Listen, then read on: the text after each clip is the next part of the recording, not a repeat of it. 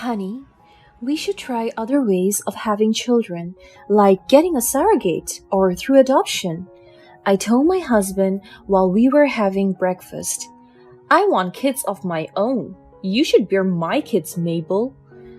But we have tried for the past 2 years. I have no underlying medical issues, and you know that. I unlocked my phone and showed him my medical records. My name is Mabel.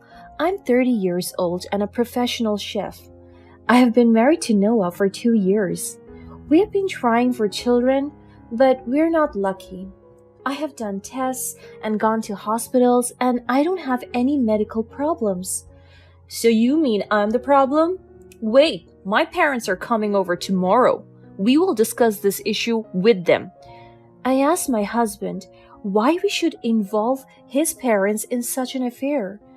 You know that this is an issue involving us, right? My parents want us to get a divorce since you show no signs of bearing me an heir. They will be bringing our divorce papers. I was so shocked to hear that we would be getting divorced. We will be getting divorced, Mabel. Noah left the house and slammed the door, leaving me shattered. I could not believe that the man I had married could think of divorce after only 3 years of marriage. He wants to divorce me? I'm nothing but a baby-making machine for his family? Does he even love me? I questioned myself as I cried till I fell asleep on the cold floor. Early the next day, my mother-in-law and my father-in-law came to our house. I was expecting them. As soon as they got in, my mother-in-law started talking. Hey Mabel, my son should have an heir, and I think you're doing a bad job giving him one. We mostly want a son. He will run the company after his dad. I wondered why they were accusing me of not wanting to get pregnant. They were adamant that I was the problem. If only they knew. Look here, girl. I don't have time for your stupid games. I didn't expect her to talk to me like this. Sorry, Mabel, but I think my son made a mistake marrying you. Dad, you're talking back to your father? Okay, I'll be quiet. I saw a brown envelope on the table. I knew what was inside, but asked to be sure. So you expected this, huh? You really wanted to divorce my son beforehand? Only I know how much I love Noah. I have done a lot of things to prove my love for him. But giving birth to my children is where you draw the line. I wiped my tears. I couldn't take the accusations anymore. I told Noah that we both knew that I was not sabotaging his plans to have children. Shut up, woman. I don't love you anymore. If I don't love you, why should I stick with you? There is no reason for us to be together. My mother-in-law smiled when she heard that. I knew I was now on my own. Mabel, you have to sign these papers. Divorce my son and go away. I already have a girl who Noah can marry. Don't even think about asking for money. You already signed a prenup. I didn't remember signing a prenuptial agreement. It must be that they tricked me. I looked at Noah, waiting for clarification. What he said proved that I was taken for a fool.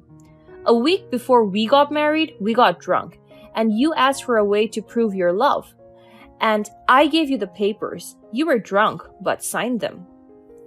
My mother-in-law showed the divorce papers at me and said I should sign them. I couldn't stop my tears. All that ran through my mind was betrayal. I signed the divorce papers and went to the garden. I am no longer married. I have been betrayed. They're kicking me out of the house, and I only have 1 week to move out. After 2 days, I found an apartment to move into. I was grateful that I was still working. The pay I got from my job as a chef was good.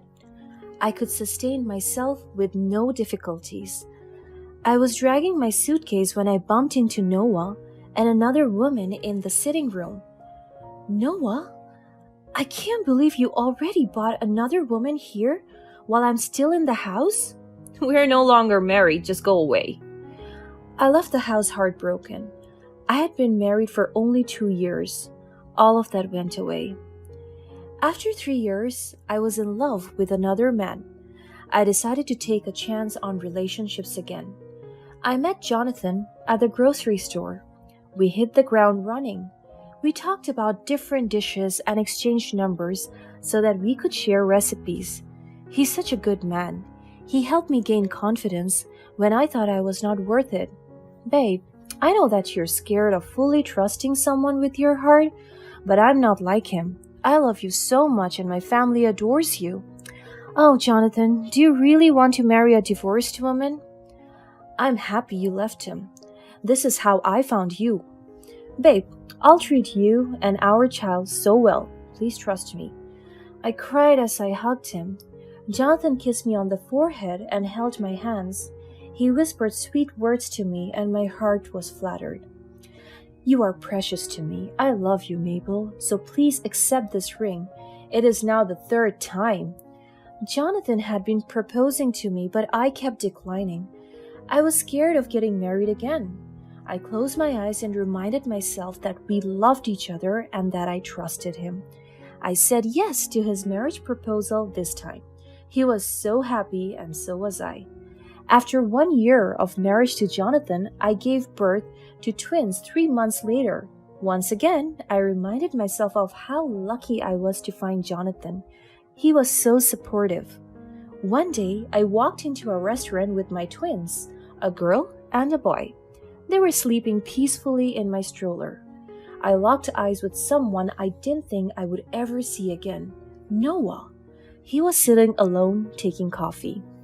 I heard he married the woman his mother introduced him to a month after I left. At that time, the news really crushed me. Jonathan walked in and pushed the chair over for me to sit down. He noticed my expression and asked me what was wrong. I told him I saw my ex-husband. Should we go? No, we just got here. I saw Noah coming to our table. I wondered what he wanted. Mabel, I'm sorry. I was wrong, and I always regret divorcing you. Please, don't disturb my fiancé. Mabel, are they your children? Noah was surprised that I had a fiancé and even children of my own. I rolled my eyes at Noah. I couldn't understand what his problem was. As you can see, they look like Jonathan and I. Good, now scrum. How I wish I could have mine. Sarah, the lady I married, got pregnant, but the child is not mine. I'm infertile. All along, my family and I called you names, but you were innocent. I'm not happy with her at all. Noah told me this while crying. I always knew Noah was infertile, but I shouldered all the accusations because I wanted him to maintain his dignity. I looked at him pitifully. I told him that I would never go back to him, that Jonathan made me happy and I wished him happiness too. I never thought you would move on so quickly. I thought you loved me. I have never found another woman like you, Mabel. Mabel is not alone anymore.